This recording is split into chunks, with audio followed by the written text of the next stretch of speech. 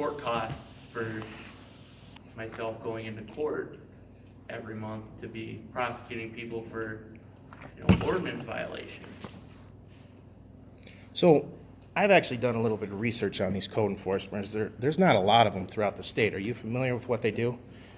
Like they have like this book that they go around and kind of sell like different levels of it. So like right now, this town is down here, and when they leave, the restrictions are here when they usually leave.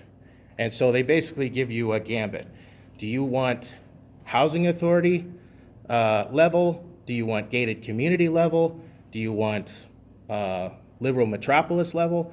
Do you want small town on the river level? Which is kind of where we are. And historically speaking, your law office does Kent Lear represent the city of Scotland? He does. Okay, so you guys went through something like this similar a couple years ago, correct? I've only been there a year and a half. Okay. So Sorry, I dude. can't speak to it. I can't speak to what happened before I got there. I thought you were there, okay. But anyways, I have not been there very I've been long. told from residents of there where they said it was basically this, and by the time they were gone, it was basically what Springfield has now. And so I just know historically, wherever they go, it's going to be more restrictive, more big government control of people's property, less freedom. You guys are for freedom, you say you are, and less government control. But when given the opportunity to lead, you choose the opposite, which I don't think would offend just me, but I seem to be the only one paying any attention. Most of the people that are going to be affected by this aren't going to know it's coming until Doug's knocking on their door saying, you're going to be in trouble if you don't comply. I mean, really, because most of the people don't read the paper, you know what I'm saying? Most of these people have no idea this is happening, and they won't know until it's punching them in the face, essentially. So why did you guys not have public comment availability for the code enforcement? It's an invasive thing that will impact a lot of people in this town, and you guys just kind of rammed it through. There was a couple people here in town that were very compassionate about getting some properties cleaned up, and you guys just kind of went along with their references, which was the city of Avon, which I don't know if you guys were paying attention to what happened over there, but it's kind of divided that town, this code enforcement has. Now, I don't see you killing a guy's dog, allegedly. I don't think you would do that, Mayor, but possibly it happened there, So a dear friend of mine owned a property down in Bullhead City, Arizona, in a town the size of Rapid City. Some crazy meth head resident of the neighborhood went into his property, broke into it. What does that have? It has to do with code enforcement. It has to do with code enforcement. Some other state. That's right. It has to do with code enforcement. You're going to want to hear this, okay? So he broke into his property and burned it to the ground. Not 2 weeks went by, and the same time he was given a victim's rights statement and impact statement by the police department, he was also contacted by the code enforcer of that city. She said, "You are in violation of this code and that code because your home was reduced to rubble." He had one vehicle parked on the property, and you couldn't have a vehicle parked on a property if a dwelling doesn't exist, whether you are a victim of a crime and it being a crime scene or not. At the end of it all, you know what she said? "Well, I'm just doing my job." It's always that go-to. My friend contacted the mayor, who was very sorry this happened to him, and he said they wish they didn't have a lot of codes on the books, but it's hard to get rid of these things that once you start adopting them, you can't get rid of them, or it's very, very hard to. Like, we don't care what your age, health, or financial situation is. There is this code, and you are in violation of it. I'm just doing my job. That's what it has to do with. Are you guys familiar with the term whistleblower? Raddick, are you familiar with the whistleblower? How about you? Oh, sure. You guys familiar with, how about the rest of you? Are you? Green, are you familiar with whistleblower? Sure. Are you guys familiar with the federal laws that protect that person? You guys familiar with those laws? How about you, Mr. Johnson? Yeah. So there's federal laws and state laws that exist. Protect whistleblowers, yeah. Well, as the mayor alluded to earlier, I'm sure some of you have suspected that I'm the whistleblower. I'm the one who ratted you guys out to the feds I'm the one who told them that you guys violated their laws, the illegal and hazardous dumping. And so I'm just going to let you guys know right now that after Christmas, I just want to make sure you guys want to go through with the code enforcement, right? For sure. It's a trial basis. That we Because discussed. I talked to you, I didn't talk to you, you left me a voicemail, Yeah. okay? And you said for me to contact the lawyer, right? Last I checked, he doesn't make motions or votes. You do. So what's the point of being there? The way that we discussed this with the code enforcement is we're gonna bring them in, have a trial with them, and see how it runs. We don't have to accept it or keep them long-term. If we don't like it, we can get rid of it as part of the contract. Well, before you let the fox into the hen house, why don't you guys just really think it through instead of letting some guy ram it through and then you guys just following like dominoes? I mean, was there any verbiage at all? Because I'm sure some of you are aware I was ejected from that meeting, so I didn't get to partake in all the language that was there said after. Time. I was told that you told me that I could come on here. You said it to me, that if I got on the minutes, you said just because it's 5, because I asked about the Keep Springfield Beautiful Committee, and you said just because it's 5, that's just what they say on the agenda. I'm going by what you told me. Just because it makes guys feel discomfortable, that's not my fault. I was told I could do this. Okay? So, Green, you're the one that made the motion for it. Why did you make the motion for the code enforcement, is my question. I want to know what your reasoning and ideology is behind the code enforcement.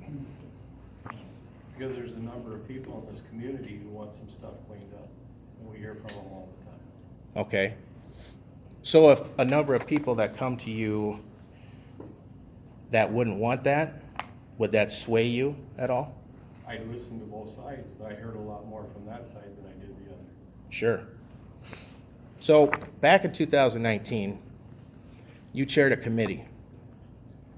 I believe it was for nuisance properties, specifically the ones on Francis's Wall, among other ones that summer. Do you remember that at all? I didn't chair a committee, but the committee met and went and looked at some properties that were reported to us. I got you. And you were the president of that committee, is that right? Chairman. Chairman. Raddick, were you on that as well with him? No. Okay, so you were the chairman, all right. So, do you remember how many properties you went after at that time? I don't for sure. Do you remember the properties your wife was selling at that time? That summer? I got no reason to remember that. I don't. Okay. Well, the reason I ask is about a half a dozen properties you went after, as far as threatening to raise properties, either shared property lines or were right by properties your wife was selling that summer. Did you know that? I'm not aware of that. You weren't aware of that at all? Not that I recall. Sounds right. Some of the property owners at that time, do you know offhand how many family members those folks had, whether they lived here or not? You didn't look into that at all? If we did, it was in 2019, I don't recall. Okay. I've got a pretty good memory. Now, speaking of memory, my mother used to be the librarian of this town for what, like a decade? You guys know my mother?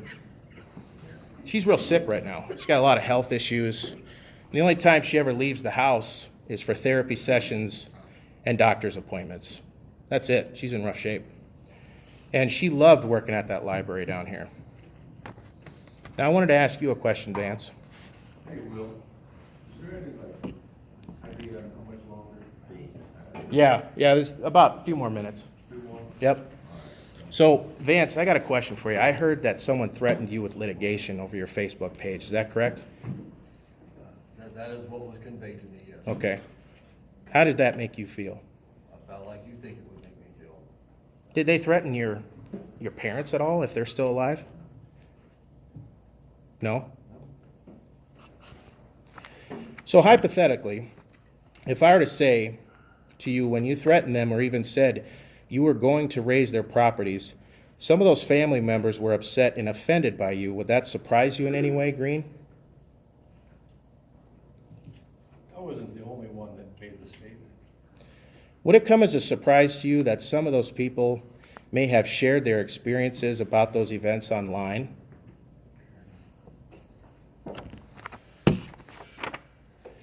But you're threatening to sue me over those Google reviews, aren't you, Green? Not just me, but my sick mother. You guys want a copy of this threatening letter? It references me coming here and talking to you. The president of the council threatens to sue me and my sick mother and my quiet father because of the spotlight I've shined on the illegal and hazardous dumping and the profit that his wife may have made from that. I believe there's probably a little bit more to it than that, Will, but, and you know, Will, this here with your property, you know, your family was given notice three years ago to start cleaning up. You haven't even begun. In fact, you've moved Orange up there. You moved that other trailer house up there. You gave 3 Excuse me, years. sir. First of all, I'm not here to talk about my family's business. And I want you to let your lawyers know that, Green. The Keep Springfield Free Committee I'm not here on behalf of my parents. In fact, they're scared of you, Green, which is what you wanted to begin with your threats of litigation. I can't believe this bozo law office that you hired to do this. I can't believe they're even licensed. I'm shocked by this. You threatened to sue me because of things you actually say it right here in public comment. I mean, you say it right. So is this the standard, Green? Anybody that comes forward and talks to you or sheds light on things and makes you feel uncomfortable, you're going to threaten every single person with lawsuit? I asked you a question, sir. I'm not going to answer. Well, why not? You're on the council. You're my alderman, Green. This has absolutely nothing to do. Hey, if it didn't have anything to do with it, then why did your lawyer put it in this letter, bro? This here is something between your family and Steve. It's not with the city. That's and the not council. true, because he references what I say to him in the city council minutes. That makes it plausible. And what's funny about that, Green, is if you would have taken the time to look it up, you would have found out that the thing that you're blaming me for is coming from the people that you went after with code enforcement 2 years ago. Will, If you two can figure that out in court or in a settlement agreement or whatever you want to do, but that's between you and Steve and your parents and attorneys. It has nothing to do with my parents, but that's just the way he rolls. Well, I'm just saying, figure that out with attorneys. That's not for a public. I know, but meeting he here. specifically referenced it in me coming in here. It's ongoing litigation. It doesn't need to be talked about here. He's always got people defending him all the Well, time. I'm just telling you, you guys can figure that out on your own time. I mean. Well, by me hire coming an here and attorney. talking to you guys, I've been threatened by litigation by the president of the city council. That's newsworthy with real news. It is. It's like, I'm not saying it's think not, about the but I'm headline. telling you, President of that- council threatens constituent because of light he shines on profiting from illegalities. what I'm telling you is, if there's litigation pending, figure that out with your attorneys. Sure. Well, I'll tell you what I might do, though, is if he does sue me, and let's just say he wins and I don't snake my way out of it, because I've had that happen to me in my professional world, I'll just do what he did. I'll just file bankruptcy, like what he did before he took over our town. Public record, too. Right there. Yeah. You guys want copies of this? no. All right. So I'm here to try and keep Springfield free from tyranny, as well as shadiness and oppression and profiteering from some of the councilmen. Now, did Raddick do it? No. Did Gary do it? No. Did you guys do it? No. But how would you guys feel if you came here to get information, then you get threatened with a lawsuit by one of you? How would you guys feel about that? I'd never have to worry about it because I wouldn't be having the situation to be able to get myself into that. So you're not worried about litigation? No. Okay. All right. Well, that's all I got. I also wanted to wish you guys a happy holiday, too. Thank you for your time. Okay, Todd?